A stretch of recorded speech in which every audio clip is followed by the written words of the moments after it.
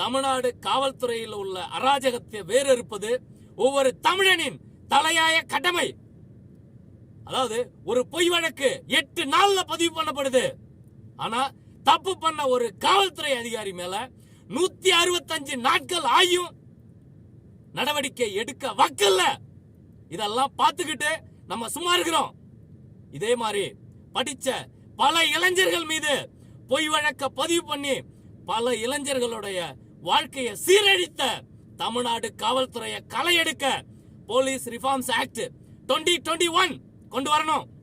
தமிழ்நாடு காவல்துறையில கை நீட்டி காசு வாங்கணும்னா தமிழக மக்கள் செருப்பாலையும் விலகாமத்தாலையும் அடிப்பாங்க அப்படிங்கிற பயத்தை உண்டாக்கணும். இதை யாரும் உண்டாக்குவா? 8 கோடி தமிழர்களும் ஒன்னு சேர்ந்துதான் உண்டாக்கணும். இது உங்க கையில தான் இருக்கு.